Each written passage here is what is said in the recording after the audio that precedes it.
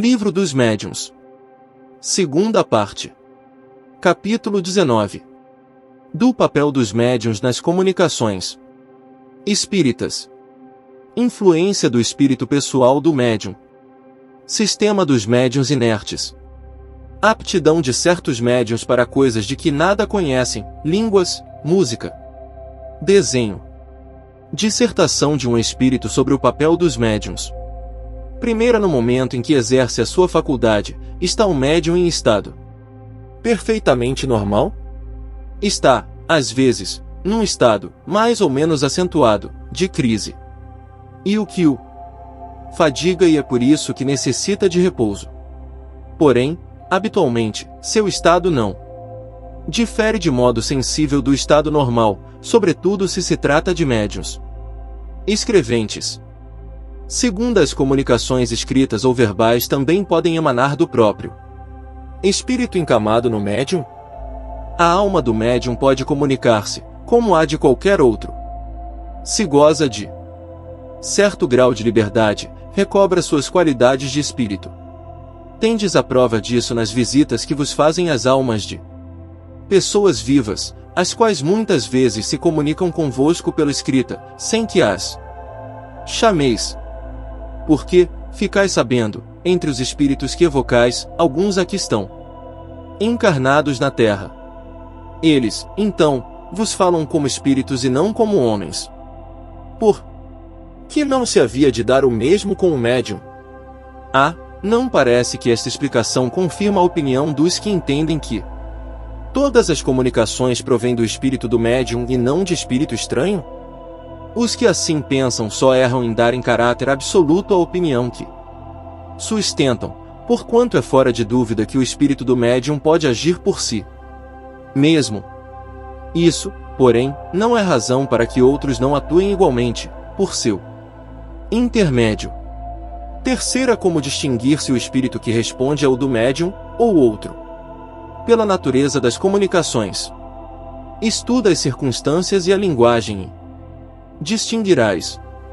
No estado de sonambulismo, ou de êxtase, é que, principalmente, o espírito do médium se manifesta, porque então se encontra mais livre. No estado normal é mais difícil. Aliás, há respostas que se lhe não podem atribuir de modo algum. Por isso é que te digo, estuda e observa. Nota: quando uma pessoa nos fala, distinguimos facilmente o que vem dela daquilo de que ela é apenas o eco. O mesmo se verifica com os médiuns. Quarta, desde que o espírito do médium há podido, em existências anteriores, adquirir conhecimentos que esqueceu debaixo do envoltório corporal, mas de que se lembra como espírito, não poderá ele aurir nas profundezas do seu próprio eu as ideias que parecem fora do alcance da sua instrução. Isso acontece frequentemente, no estado de crise sonambúlica, ou estática. Porém, ainda uma vez repito, há circunstâncias que não permitem dúvida. Estuda longamente e medita. Quinta, as comunicações que provêm do espírito do médium, são sempre inferiores às que possam ser dadas por outros espíritos. Sempre, não, pois um espírito, que não o do médium, pode ser de ordem inferior a deste, então, falar menos sensatamente. E o que se vê no sonambulismo? Aí, as mais das vezes, quem se manifesta é o espírito do sonâmbulo, o qual não raro diz coisas muito boas. Sexto, o espírito, que se comunica por um médium, transmite diretamente seu pensamento, ou este tem por intermediário o espírito encamado no médium. O espírito do médium é o intérprete, porque está ligado ao corpo que serve para falar e por ser necessária uma cadeia entre vós e os espíritos que se comunicam. Como é preciso um fio elétrico para comunicar a grande distância uma notícia e, na extremidade do fio, uma pessoa inteligente, que a receba e transmita. Sétimo, o espírito encarnado no médium exerce alguma influência sobre as comunicações que deva transmitir, provindas de outros espíritos. Exerce, porquanto, se estes não lhe são simpáticos, pode ele alterar-lhes as respostas e assimilá-las às suas próprias ideias e a seus pendores, não influencia, porém, os próprios espíritos, autores das respostas, se um institui-se apenas em mau intérprete. Oitava, será essa a causa da preferência dos espíritos por certos médiuns? Não há outra. Os espíritos procuram um intérprete que mais simpatize com eles, que lhes exprima com mais exatidão os pensamentos. Não havendo entre eles simpatia, o espírito do médium é um antagonista que oferece certa resistência e se toma intérprete de má qualidade e muitas vezes infiel. E o que se dá entre vós, quando a opinião de um sábio é transmitida por intermédio de um estonteado, ou de uma pessoa de má fé? Nona, compreende-se que seja assim, tratando-se dos médiuns intuitivos, porém, não, relativamente aos médiuns mecânicos. É que ainda não percebeste bem o papel que desempenha o médium. Há aí uma lei que ainda não apanhaste. Lembra-te de que, para produzir o movimento de um corpo inerte, o espírito precisa utilizar-se de uma parcela de fluido animalizado, que toma ao médium, para animar momentaneamente a mesa, a fim de que esta lhe obedeça à vontade. Pois bem, compreende igualmente que, para uma comunicação inteligente, ele precisa de um intermediário inteligente e que esse intermediário é o espírito do médium. Isto parece que não tem aplicação ao que se chama mesas falantes, visto que, quando objetos inertes, como as mesas, pranchetas e cestas dão respostas inteligentes, o espírito do médium, ao que se nos afigura, nenhuma parte toma no fato. É um erro, o espírito pode dar ao corpo inerte uma vida fictícia momentânea, mas não lhe pode dar inteligência. Jamais um corpo inerte foi inteligente.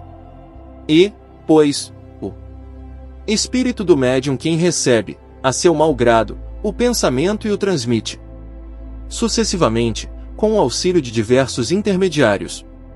Décima dessas explicações resulta, ao que parece, que o espírito do médium nunca é completamente passivo?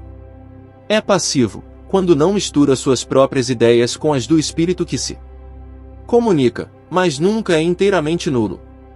Seu concurso é sempre indispensável, como o de um intermediário, embora se trate dos que chamais médios mecânicos. 11ª, não haverá maior garantia de independência no médium mecânico, do que no médium intuitivo? Sem dúvida alguma e, para certas comunicações, é preferível um médium mecânico, mas, quando se conhecem as faculdades de um médium intuitivo, torna-se indiferente, conforme as circunstâncias. Quero dizer que há comunicações que exigem menos precisão. 12ª, entre os diferentes sistemas, que se hão concebido para explicar os fenômenos espíritas, há um que proclama estar a verdadeira mediunidade num corpo completamente inerte, na cesta, ou no papelão, por exemplo, que serve de instrumento, que o espírito manifestante se identifica com esse objeto e o toma, além de vivo, inteligente, donde o nome de médios inertes dado a esses objetos. Que pensais desse sistema? Pouco há que dizer a tal respeito e aqui, se o espírito transmitisse inteligência ao papelão, ao mesmo tempo que a vida, aquele escreveria sozinho, sem o concurso do médium. Fora singular que o homem inteligente se mudasse em máquina e que um objeto inerte se tornasse inteligente. Esse é um dos muitos sistemas oriundos de ideias preconcebidas e que caem, como tantos outros, ante a experiência e a observação. 13ª, unifenômeno bem conhecido poderia abonar a opinião de que nos corpos inertes animados há mais do que a vida, o das mesas, cestas, etc. que, pelos seus movimentos, exprimem a cólera, ou a afeição. Quando um homem agita colérico um pau, não é o pau que está presa de cólera, nem mesmo a mão que o segura, mas o pensamento que dirige a mão. As mesas e as cestas não são mais inteligentes do que o pau, nenhum sentimento inteligente apresentam, apenas obedecem a uma inteligência. Numa palavra, o espírito não se transforma em cesta, nem nela se domicilia. 14ª Desde que não é racional atribuir-se inteligência a esses objetos, poder-se-á considerá-los como uma categoria de médiuns, dando-se-lhes o nome de médiuns inertes? É uma questão de palavras, que pouco nos importa, contanto que vos entendais. Sois livres de dar a um boneco o nome de homem. 15ª Os espíritos só têm a linguagem do pensamento, não dispõem da linguagem articulada, pelo que só há para eles uma língua. Assim sendo, poderia um espírito exprimir-se, por via mediúnica, numa língua que jamais falou quando vivo? E, nesse caso, de onde tira as palavras de que se serve? Acabaste tu mesmo de responder à pergunta que formulaste, dizendo que os espíritos só têm uma língua, que é a do pensamento. Essa língua todos a compreendem, tanto os homens como os espíritos. O espírito errante, quando se dirige ao espírito encarnado do médium, não lhe fala francês, nem inglês, porém, a língua universal que é a do pensamento. Para exprimir suas ideias numa língua articulada, transmissível, toma as palavras ao vocabulário do médium. 16ª Se é assim, só na língua do médium deveria ser possível ao espírito exprimir-se. Entretanto, é sabido que escreve em idiomas que o médium desconhece. Não há aí uma contradição? Nota, primeiramente, que nem todos os médiuns são aptos a esse gênero de exercício e, depois, que os espíritos só acidentalmente a ele se prestam, quando julgam que isso pode ter alguma utilidade para as comunicações usuais e de certa extensão. Preferem servir-se de uma língua que seja familiar ao médium, porque lhes apresenta menos dificuldades materiais a vencer. 17ª Aptidão de certos médiuns para escrever numa língua que lhes é estranha. Não provirá da circunstância de lhes ter sido familiar essa língua em outra existência e de haverem guardado a intuição dela? É certo que isto se pode dar, mas não constitui regra. Com algum esforço, o espírito pode vencer momentaneamente a resistência material que encontra. E o que acontece quando o médium escreve, na língua que lhe é própria, palavras que não conhece? 18ª Poderia uma pessoa analfabeta escrever como médium? Sim, mas é fácil de compreender-se que terá de vencer grande dificuldade mecânica, por faltar à mão o hábito do movimento necessário a formar letras. O mesmo sucede com os médiuns desenhistas, que não sabem desenhar. 19ª Poderia um médium, muito pouco inteligente, transmitir comunicações de ordem elevada? Sim, pela mesma razão porque um médium pode escrever numa língua que lhe seja desconhecida. A mediunidade propriamente dita independe da inteligência, bem como das qualidades morais. Em falta de instrumento melhor, pode o espírito servir-se daquele que tem à mão. Porém, é natural que, para as comunicações de certa ordem, prefira o médium que lhe ofereça menos obstáculos materiais. Acresce outra consideração: o idiota muitas vezes só o é pela imperfeição de seus órgãos, podendo, entretanto, seu espírito ser mais adiantado do que o julguem. Tens a prova disso em certas evocações de idiotas, mortos ou vivos. Nota: este é um fato que a experiência comprova. Por muitas vezes temos evocado idiotas vivos que hão dado patentes provas de identidade e responderam com muita sensatez e mesmo de modo superior. Esse estado é uma punição para o espírito, que sofre com o constrangimento em que se vê. Um médium idiota pode, pois, oferecer ao espírito que queira manifestar-se mais recursos de que se supunham. Veja-se, Revue Spirit, julho de 1860, artigo sobre a frenologia e a fisiognomia. 20ª De onde vem a aptidão de alguns médiuns para escrever em verso? A poesia é uma linguagem. Eles podem escrever em verso, como podem escrever numa língua que desconheçam. Depois, é possível que tenham sido poetas em outra existência e, como já te dissemos, os conhecimentos adquiridos jamais os perde o espírito, que tem de chegar à perfeição em todas as coisas.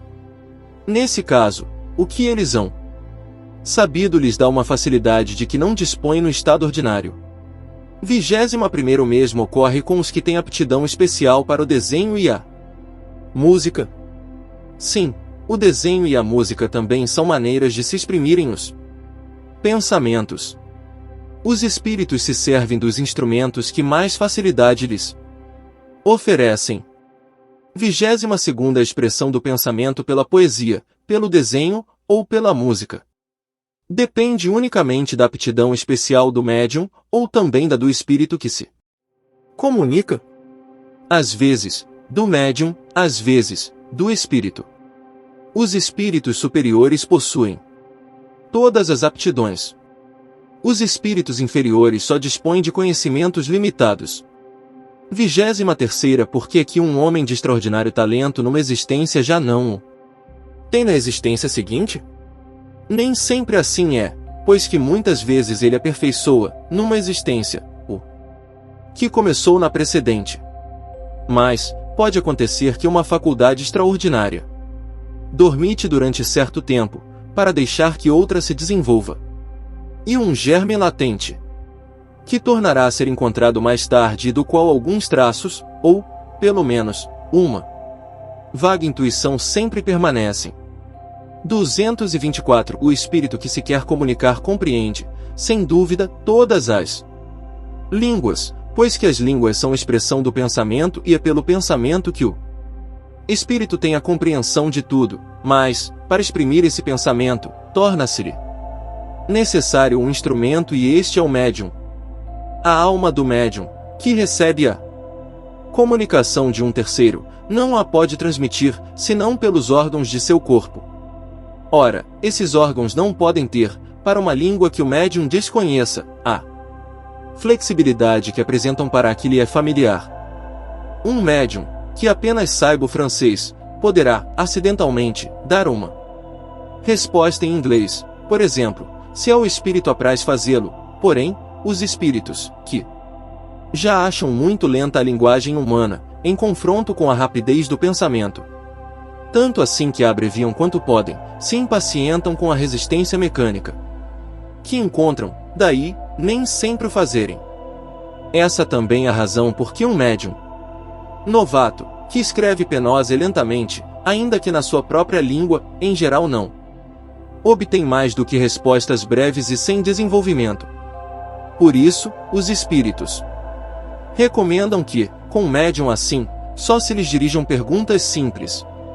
Para as de grande alcance, faz-se mister um médium desenvolvido, que nenhuma dificuldade mecânica ofereça ao espírito. Ninguém tomaria para seu ledor um estudante que estivesse aprendendo a soletrar. Um bom operário não gosta de servir-se de maus instrumentos. Acrescentemos outra consideração de muita gravidade no que concerne às línguas estrangeiras. Os ensaios deste gênero são sempre feitos por curiosidade e por experiência. Ora, nada mais antipático aos espíritos do que as provas a que tentem sujeitá-los. A elas jamais se prestam os espíritos superiores, os quais se afastam, logo que se pretende entrar por esse caminho. Tanto se comprazem nas coisas úteis e sérias, quanto lhes repugna ocuparem-se com coisas fúteis e sem objetivo. E, dirão os incrédulos, para nos convencermos e esse fim é útil, porque pode granjear adeptos para a causa dos espíritos. A isto respondem os espíritos: a nossa causa não precisa dos que têm orgulho bastante para se suporem indispensáveis. Chamamos a nós os que queremos e estes são quase sempre os mais pequeninos e os mais humildes. Fez Jesus os milagres que lhe pediam os escribas? E de que homem se serviu para revolucionar o mundo? Se quiserdes convencer-vos, de outros meios dispondes, que não há força. Começai por submeter-vos, não é regular que o discípulo imponha sua vontade ao mestre. Daí decorre que, salvo algumas exceções, o médium exprime o pensamento dos espíritos pelos meios mecânicos que lhe estão à disposição e também que a expressão Desse pensamento pode e deve mesmo, as mais das vezes, ressentir-se da imperfeição de tais meios. Assim, o homem inculto, o campônio, poderá dizer as mais belas coisas, expressar as mais elevadas e as mais filosóficas ideias, falando como campônio. Porquanto, conforme se sabe, para os espíritos o pensamento a tudo sobrepuja. Isto responde a certas críticas a propósito das incorreções de estilo e de ortografia, que se imputam aos espíritos, mas que tanto podem provir deles, como do médium. Apegar-se a tais coisas não passa de futilidade. Não é menos pueril que se atenham a reproduzir essas incorreções com exatidão minuciosa, conforme o temos visto fazer em algumas vezes. Lícito é, portanto, corrigi-las, sem um mínimo escrúpulo, a menos que caracterizem um espírito que se comunica, caso em que é bom conservá-las, como prova de identidade. Assim é, por exemplo, que temos visto um espírito escrever constantemente Julie, sem um S, falando de seu neto, porque, quando vivo, escrevia desse modo, muito embora o neto, que lhe servia de médium, soubesse perfeitamente escrever o seu próprio nome. 225. A dissertação que se segue, dada espontaneamente por um espírito superior, que se revelou mediante comunicações de ordem elevadíssima, resume, de modo claro e completo, a questão do papel do médium. Qualquer que seja a natureza dos médios escreventes, quer mecânicos ou semimecânicos, quer simplesmente intuitivos, não variam essencialmente os nossos processos de comunicação com eles. De fato, nós nos comunicamos com os espíritos encarnados dos médiuns, da mesma forma que com os espíritos propriamente ditos, tão-só pela irradiação do nosso pensamento.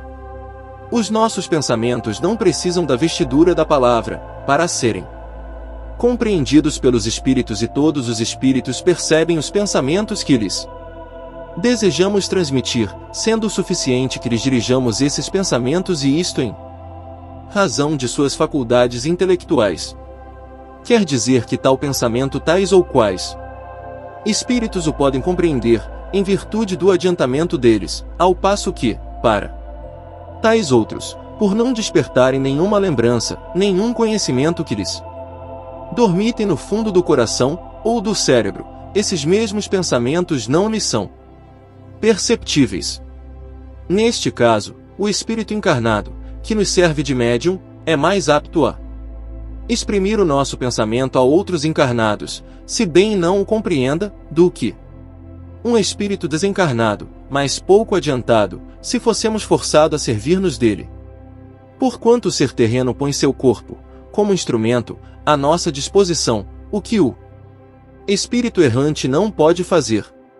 Assim, quando encontramos em um médium o cérebro povoado de conhecimentos adquiridos na sua vida atual e o seu espírito rico de conhecimentos latentes, obtidos em vidas anteriores, de natureza a nos facilitarem as comunicações. Dele de preferência nos servimos, porque com ele o fenômeno da comunicação se nos toma muito mais fácil do que com um médium de inteligência limitada e de escassos conhecimentos anteriormente adquiridos. Vamos fazer-nos compreensíveis por meio de algumas explicações claras e precisas. Com um médium, cuja inteligência atual, ou anterior, se ache desenvolvida, o nosso pensamento se comunica instantaneamente de espírito a espírito, por uma faculdade peculiar à essência mesma do espírito. Nesse caso, encontramos no cérebro do médium os elementos próprios a dar ao nosso pensamento a vestidura da palavra que lhe corresponde, isto quer o médium seja intuitivo, quer semimecânico, ou inteiramente mecânico. Essa a razão porque, seja qual for a diversidade dos espíritos que se comunicam com o médium, os ditados que este obtém, embora procedendo de espíritos diferentes, trazem, quanto à forma e ao colorido, o cunho que lhe é pessoal. Com efeito, se bem o pensamento lhe seja de todo estranho, se bem o assunto esteja fora do âmbito em que ele habitualmente se move, se bem o que nós queremos dizer não provenha dele, nem por isso deixa o médium de exercer influência, no tocante à forma. pelas qualidades e propriedades inerentes à sua individualidade. E exatamente como: quando observais panoramas diversos, com lentes matizadas, verdes, brancas ou azuis. Embora os panoramas, ou objetos observados, sejam inteiramente opostos e independentes em absoluto, uns dos outros, não deixam por isso de afetar uma tonalidade que provém das cores das lentes. Ou, melhor, comparemos os médiums a esses bocais cheios de líquidos coloridos e transparentes, que se veem nos mostruários dos laboratórios farmacêuticos. Pois bem, nós somos como luzes que clareiam certos panoramas morais, filosóficos e internos, através dos médiums, azuis, verdes ou vermelhos, de tal sorte que os nossos raios luminosos, obrigados a passar através de vidros mais ou menos bem facetados, mais ou menos transparentes, isto é, de médiums mais ou menos inteligentes, só chegam aos objetos que desejamos iluminar, tomando a coloração, ou, melhor, a forma de dizer própria e particular desses médiums. Enfim, para terminar com uma última comparação, nós os espíritos somos quais compositores de música, que é um composto, ou querem improvisar uma área e que só tem à mão ou um piano, um violino, uma flauta, um fagote ou uma gaita de 10 centavos. E incontestável que, com o piano, o violino, ou a flauta, executaremos a nossa composição de modo muito compreensível para os ouvintes. Se bem sejam muito diferentes uns dos outros os sons produzidos pelo piano, pelo fagote ou pela clarineta, nem por isso ela deixará de ser idêntica em qualquer desses instrumentos, abstração feita dos matizes do som. Mas, se só tivermos à nossa disposição uma gaita de 10 centavos, aí está para nós a dificuldade.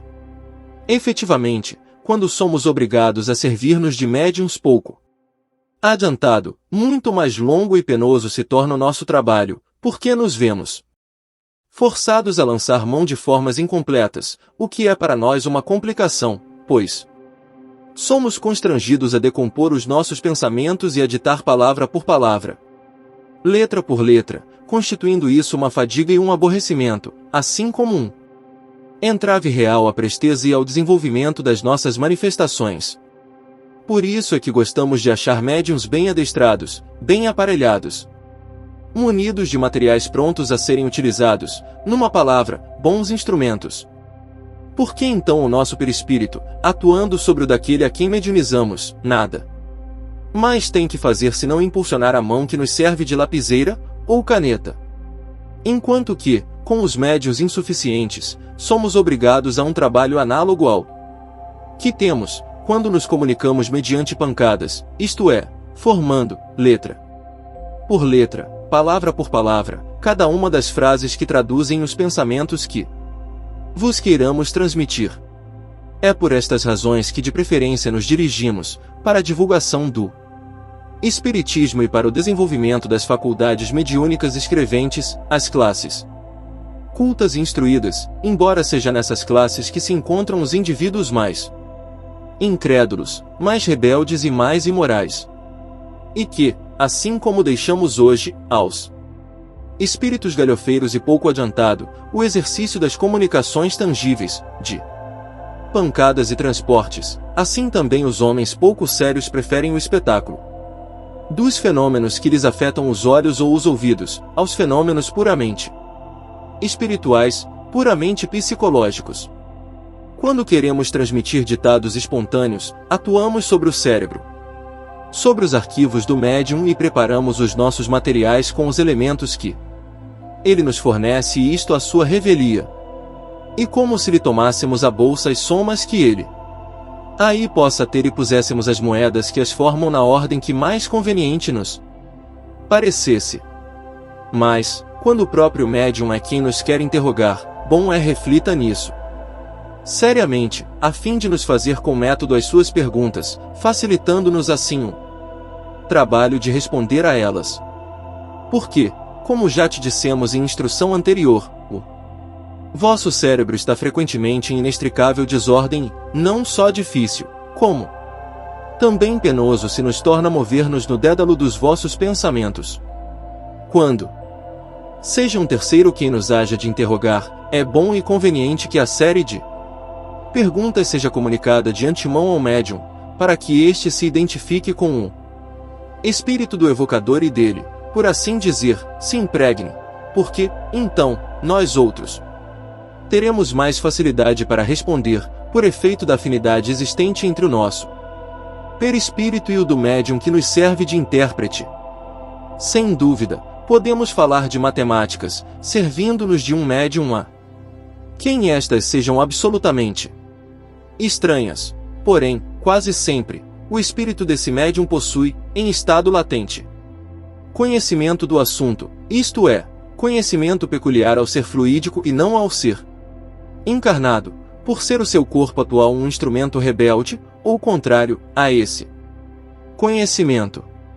O mesmo se dá com a astronomia, com a poesia, com a medicina, com as diversas línguas, assim como com todos os outros conhecimentos peculiares à espécie humana.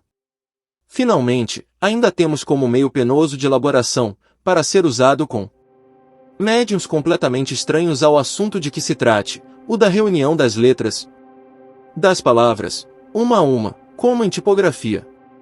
Conforme acima dissemos, os espíritos não precisam vestir seus pensamentos. Eles os percebem e transmitem, reciprocamente, pelo só fato de os pensamentos existirem neles. Os seres corpóreos, ao contrário, só podem perceber os pensamentos quando revestidos. Enquanto que a letra, a palavra, o substantivo, o verbo, a frase, em suma, vos são necessários para perceberdes, mesmo mentalmente, as ideias, nenhuma forma visível ou tangível nos é necessária a nós. Erasto e Timóteo. Nota: esta análise do papel dos médiuns e dos processos pelos quais os espíritos se comunicam é tão clara quanto lógica. Dela decorre, como princípio, que o espírito aure, não as suas ideias, porém, os materiais de que necessita para exprimi-las no cérebro do médium e que, quanto mais rico em materiais for esse cérebro, tanto mais fácil será a comunicação. Quando o espírito se exprime num idioma familiar ao médium, encontra neste, inteiramente formadas, as palavras necessárias ao revestimento da ideia. Se o faz numa língua estranha ao médium, não encontra nestas palavras, mas apenas as letras.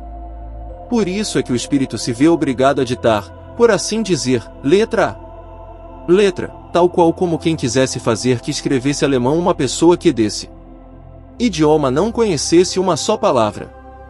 Se o médium é analfabeto, nem mesmo as letras fornece ao espírito. Preciso se torna a este conduzir-lhe a mão, como se faz a uma criança que começa a aprender. Ainda maior dificuldade a vencer encontra aí, o espírito.